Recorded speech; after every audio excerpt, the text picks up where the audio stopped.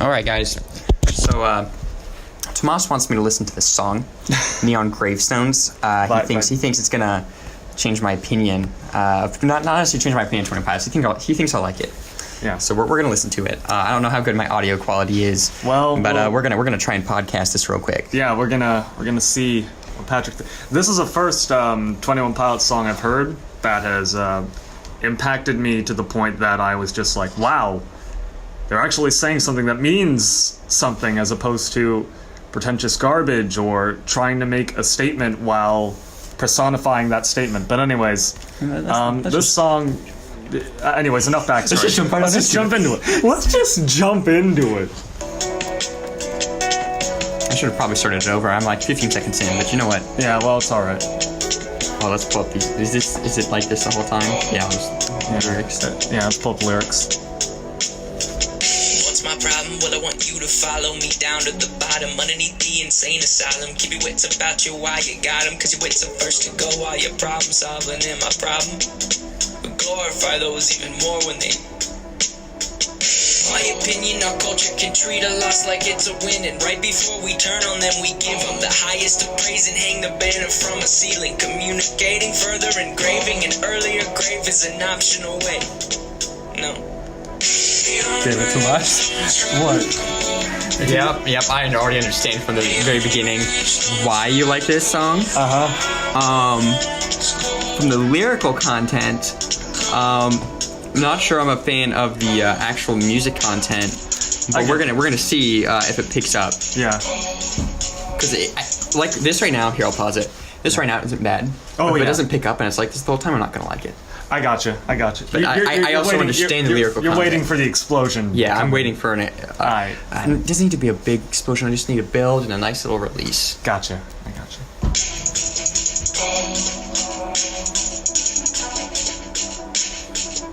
My problem, don't get it twisted. It's with the people we praise who may have assisted. I could use the streams and extra conversations. I could give up and boost up my reputation. I could go out with a bang. They would know my name. They would host and post a celebration. My opinion will not be lenient. My opinion, it's real convenient. Our words are loud, but now I'm talking action. We don't get enough love, well they get a fraction. They say, how could he go if he's got everything? I'll mourn for a kid, but won't cry for a king.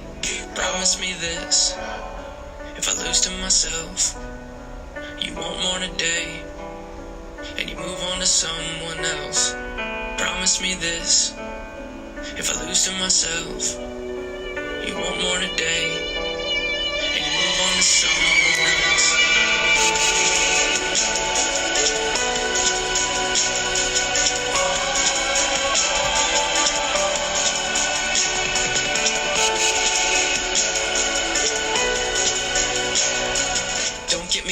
The rise in awareness is beating a stigma that no longer scares us. But for sake of discussion and spirit of fairness, could we give this some room for a new point of view? And could it be true that some could be tempted to use this mistake as a form of aggression, a form of succession, a form of a weapon, thinking I'll teach them? Well, I'm refusing the lesson. It won't resonate in our minds.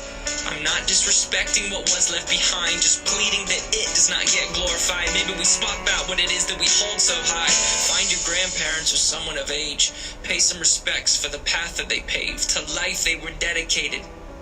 Now that should be celebrated. Fine, they did it. Yeah, they did it. You know what? All right. There's a couple things about this song that I really like. Again, I'm not a huge fan of the actual music itself, but the lyrical content.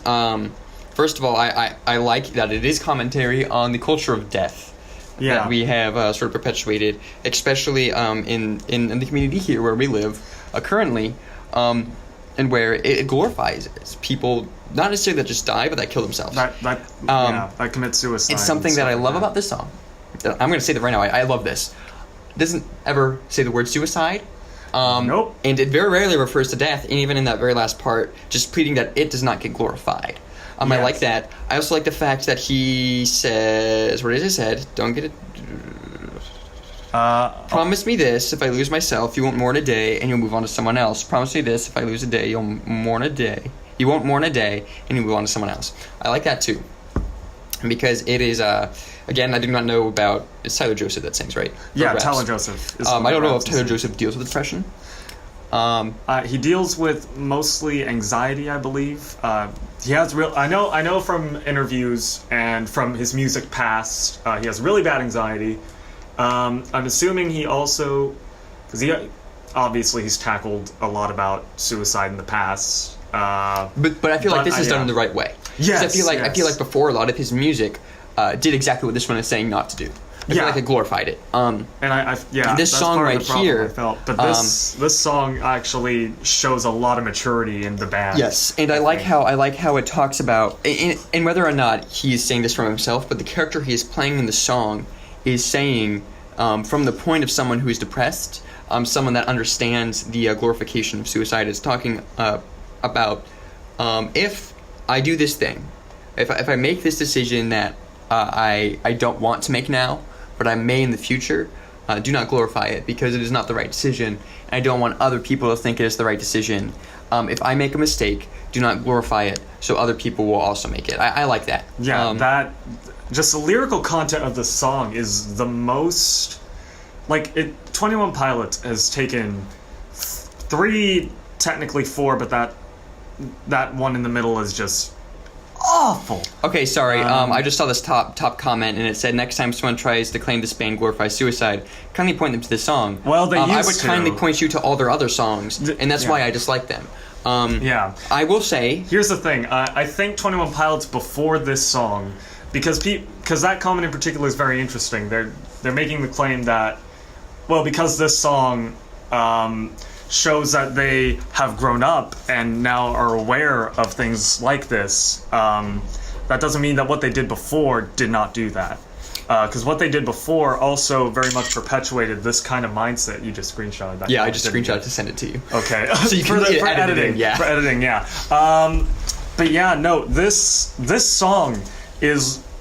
I'm going to be honest, it's the most powerful song I have ever heard from 21 Pilots, because I've been very critical of a lot of their stuff beforehand. I liked some of what they did musically, but I have never really liked what they have done lyrically. The closest thing that I really did to enjoying what they've written is their first album, really. I'm not even going to comment on that, because it is doing the thing that I hate most about 21 Pilots fans. Oh, God. Honestly, promise me this: if I lose myself, you want more in a day and you move on to someone else. Hit me harder than a million G notes. God, I don't think you understand the gravity of the G note, but anyway. God damn emo culture. That's part of the problem, really. Yeah. Emo culture in general does what this song preaches against, and I actually really like that. That they in particular tackled this subject, because in my opinion they were one of the worst offenders, but especially in their new album, from what I've listened to for a while, they've matured a whole lot.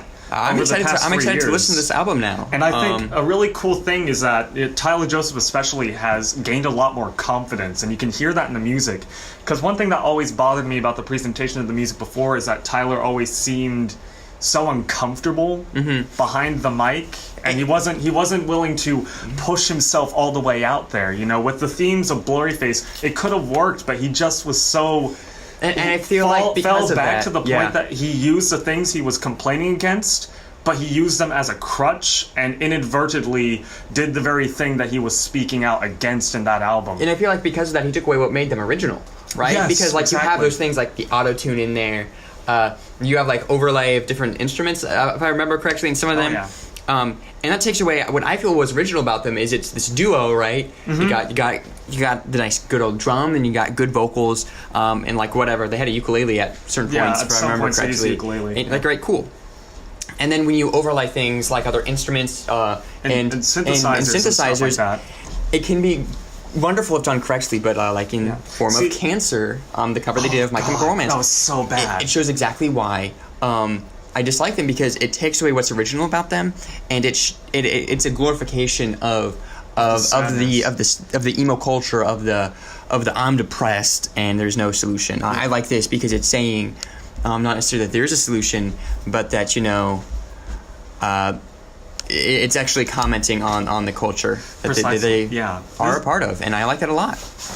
Especially for it being them in particular. That just means so much more, really. And having listened to the two other tracks on their album, Jumpsuit, impressed me in terms of Tyler's vocals. I had never heard him sing really before in a decent way. Yeah.